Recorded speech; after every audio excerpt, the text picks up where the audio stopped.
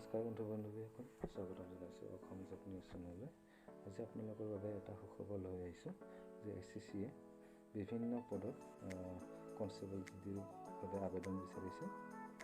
গতিকে সবিশেষ জানিবলৈ ভিডিঅ'টো শেষলৈকে চাবলৈ নাপাহৰিব।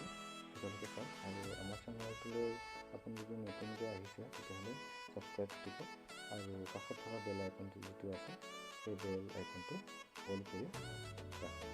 তেতিয়াহে অনাগত দিনবোৰত জব নটিফিকেশ্যন অনলাইনে আপুনি পাই থাকিব। ইয়াৰ বাবে ইতিমধ্যে এই মাহৰ 17 তাৰিখৰ পৰা এপ্লিকেশ্যনসমূহ ষ্টাৰ্ট হৈ গৈছে আৰু ইয়াৰ বাবে লাষ্ট ডেট হৈছে 31 আগষ্ট 2021। প্ৰথম হ'ল মাহিলী দৰমহা হ'ব 17,700 টকাৰ পৰা 69,100 টকা পৰ্যন্ত আৰু প্ৰথমৰ কি পদ আছে আৰু পদৰ সংখ্যা কিমান আছে আৰু পুৰুষ মহিলা উভয়ে কৰিব পাৰিব ইয়াৰ বাবে এপ্লাই। গতিকে তাত কেনেধৰণে আছে BSFৰ পদৰ সংখ্যা পুৰুষৰ SC কৰ্তাসকলৰ বাবে 1026টা আৰু ST সকলৰ বাবে 603টা, OBC সকলৰ বাবে 1453টা, EWSৰ বাবে 641টা, আনৰিজাৰ্ভ কেটেগৰীসকলৰ বাবে 2690টা আৰু ইয়াত টোটেল 6406টা। আনহাতে মহিলাসকলৰ বাবে SC কোটাত আছে 176টা, ST সকলৰ বাবে 110টা, OBC সকলৰ বাবে 255টা, EWS সকলৰ বাবে 113টা, আনৰিজাৰ্ভ কেটেগৰীৰ আছে 468টা। টোটেল হৈছে 1132টা।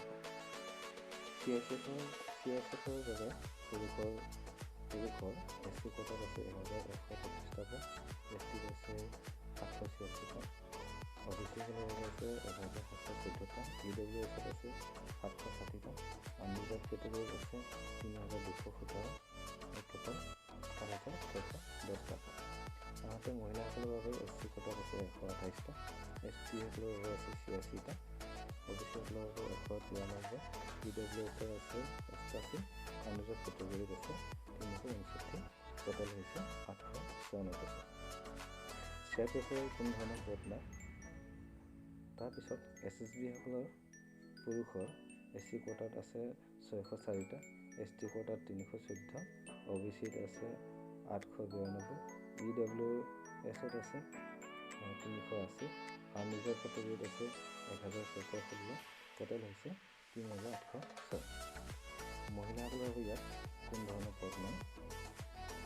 ITBP পুৰুষৰ SC কোটাত আছে 177, ST সকলৰ 131, OBC সকলৰ 250, EWSৰ আছে 95, আনৰিজাৰ্ভ কেটেগৰীত আছে 562, টোটেল হৈছে 1216।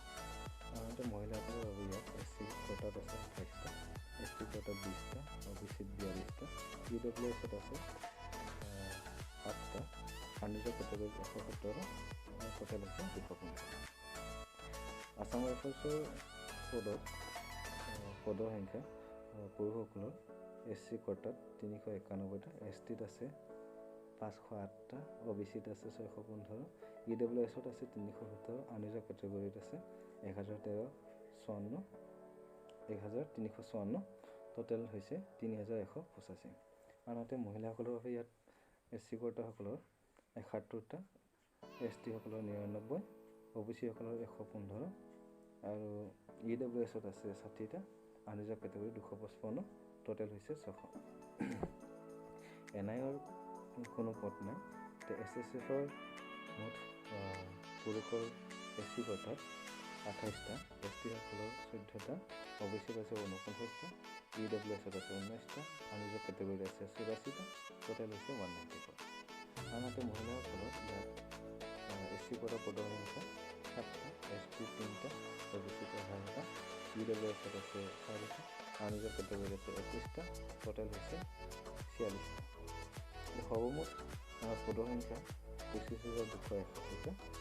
পদসমূহৰ বাবে বয়সৰ সীমা বিচাৰিছে 18 বছৰৰ পৰা 23 বছৰৰ ভিতৰত হ'ব লাগিব। তাৰপিছত ইয়াত SC, ST, OBC, x service সকলৰ বাবে বয়সৰ সীমা ৰেহাই দিয়া হৈছে। ইয়াত SC, ST সকলৰ বাবে 5 বছৰৰ ৰেহাই দিয়া হৈছে, OBC সকলৰ বাবে 3 বছৰ ৰেহাই দিয়া হৈছে আৰু এক্স চাৰ্ভিচমেন সকলৰ বাবে 3 বছৰ ৰেহাই দিয়া প্ৰথমভাৱে ন্যূনতম আপোনাৰ শিক্ষাগত অৰ্হতা ক্লাছ 10 বিচাৰিছে, অৰ্থাৎ মেট্ৰিকুলেশ্যন হ'লে কৰিব পাৰিব। তাৰোপৰি যিসকল NCC চাৰ্টিফিকেট প্ৰাপ্ত তেওঁলোকৰ বাবে বিশেষ সুবিধা SSCয়ে আগবঢ়াইছে। ইয়াত NCC GC চাৰ্টিফিকেট প্ৰাপ্তসকলে 5% মাৰ্ক বোনাছ ৰূপে পাব।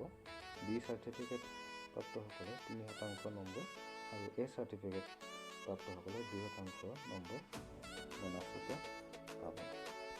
ইয়াত এপ্লিকেশ্যন ফিজ 100 টকা বিচাৰিছে, কিন্তু যিসকল মহিলা কেণ্ডিডেট হ'ব তেওঁলোকৰ পৰীক্ষাসমূহ হ'ব কম্পিউটাৰ বেছ, আৰু কম্পিউটাৰ বেছত মুঠ প্ৰশ্ন সংখ্যা থাকিব 100টা, আৰু 100টাত মুঠ নম্বৰ থাকিব 100, আৰু ইয়াৰ বাবে আপোনাক সময় দিয়া হ'ব 90 মিনিট।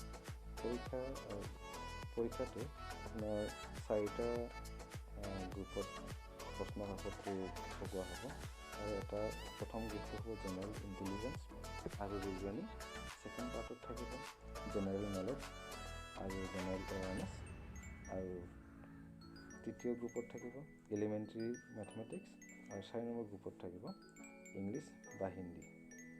আৰু প্ৰত্যেকটা গ্ৰুপত 25টাকৈ কুৱেশ্যন থাকিব, আৰু মুঠ নম্বৰ থাকিব 25-25কৈ 4টা গ্ৰুপত। প্ৰথমতে হ'ব আপোনাৰ ৰিটেন টেষ্ট।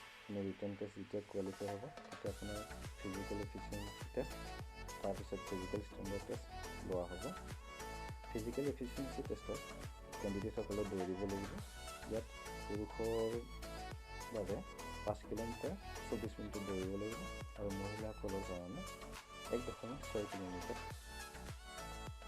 দৌৰিব লাগিব। তাৰপিছত ফিজিকেল ষ্টেণ্ডাৰ্ড যিটো টেষ্ট হ'ব, ফিজিকেল ষ্টেণ্ডাৰ্ড টেষ্টত মিনিমাম হাইট হ'ব লাগিব পুৰুষসকলৰ 170 চেণ্টিমিটাৰ আৰু মহিলাসকলৰ বাবে 157 চেণ্টিমিটাৰ। ইয়াত 100টাৰ ৰেহাই দিয়া হৈছে। যিসকল ST আছে, SC আছে তেওঁলোকৰ বাবে ৰেহাই দিয়া হৈছে। আৰু বুকুৰ জোখ 80 চেণ্টিমিটাৰ আৰু ফুলাই দিলে 85 চেণ্টিমিটাৰ হ'ব লাগিব। ইয়াতো আপোনালোকৰ বাবে ৰিলেক্সেশ্যন দিছে। যিসকল চিডিউল ট্ৰাইব আছে তেওঁলোকৰ 76 চেণ্টিমিটাৰ আৰু ফুলাই দিলে 5 চেণ্টিমিটাৰ বাঢ়িব লাগিব। তাৰপিছত যি পেট আৰু PhD যেতিয়া এক্সাম আপোনাৰ কোৱালিফাই হ'ব, তাৰপিছত আপোনাৰ মেডিকেল টেষ্ট হ'ব। প্ৰথমৰ বাবে আপুনি অনলাইন যোগে কৰিব লাগিব, অনলাইন যোগে আবেদন কৰিব লাগিব। এতিয়া অনলাইন যোগে আবেদন কৰিবলৈ আপুনি আপোনাৰ নিকটতম যি কম্পিউটাৰ চেণ্টাৰ আছে বা অনলাইন এপ্লাই কৰিব পাৰে তালৈ যাব পাৰে। তালৈ যোৱাৰ আগতে আপুনি কেইটামান বস্তু লৈ যাব লাগিব, যেনেধৰণে আপোনাৰ মেট্ৰিকুলেশ্যন চাৰ্টিফিকেট, আপুনি মেট্ৰিক পাছ কৰা চাৰ্টিফিকেট বা মাৰ্কশ্বিটখন, তাৰপিছত আপোনাৰ ভোটাৰ ID কাৰ্ড নাইবা পেন কাৰ্ড নাইবা স্কুল চাৰ্টিফিকেট যিটো, আৰু আপোনাৰ মোবাইল আৰু আপোনাৰ এটা ইমেইল ID থাকিব লাগিব। আৰু আপুনি যদি ঘৰতে এপ্লাই কৰিব বিচাৰে তেনেহ'লে কেনেকৈ এপ্লাই কৰিব, ইয়াৰ প্ৰচিডিউৰ কেনেকুৱা, কি ছাবমিট কৰিব লাগিব, এটা নেক্সট এটা ভিডিঅ' বনাই দেখুৱাম, মই কম্পিউটাৰ স্ক্ৰীণত এটা দেখুৱাই দিম। অধিক তথ্য জানিবলৈ আপোনালোকে ডেছক্ৰিপশ্যন এটা লিংক দিয়া আছে, সেই লিংকটো চেক কৰিব পাৰে। তাত গৈ আপোনালোকে ভালকৈ চাই